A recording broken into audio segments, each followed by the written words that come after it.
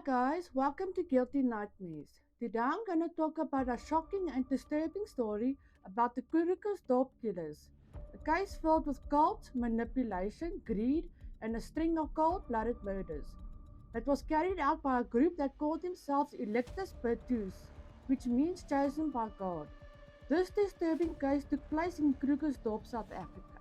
It all started with a woman named Cecilia Steyn, who was seemingly an ordinary woman from Krugersdorp, who claimed to be a former satanist that turned Christian.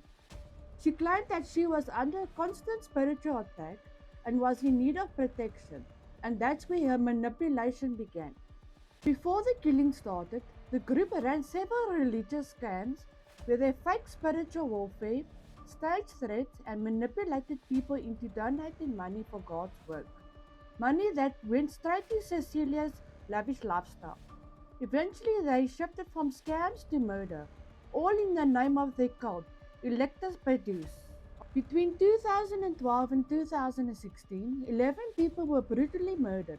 Some were killed because they were former members of the group who tried to leave, and others were murdered as part of staged robberies and missions from God. Planned executions meant to silence and steal. Some of the victims included Reginald Penn Dixon, who was murdered on the 13th of August 2012 in Honeydew.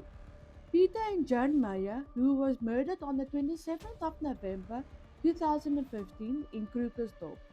Glenn McGregor, who was murdered on the 10th of May 2016. And Michaela Valentine, who was murdered on the 4th of October 2012. Each murder was coldly calculated and brutally executed. Cecilia never did the killings herself. She manipulated her followers into carrying them out for her. The group unraveled in 2016 when John Barnard, who was one of the members, turned state witness. He exposed the group's inner workings, which led to multiple arrests. In 2019, the Krugersdorp Killers stood trial. Cecilia Steyn was sentenced to 13 life sentences. Marinda Steyn received 11 life sentences. Her son LaRue Steyn and daughter Marcel Steyn also received long prison sentences. After testifying and revealing horrifying details, the trial exposed how deeply they were manipulated by Cecilia, especially the children. The Electus Deus became one of South Africa's most infamous true crime sagas. It was a dark reminder of how religious fanaticism, manipulation, and blind loyalty can lead to devastating consequences. It wasn't just a murder spree, it was a cult hidden in plain sight. That will be it for today's chilling and disturbing story.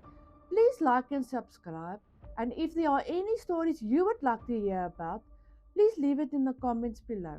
Thanks for watching, and I will see you next time.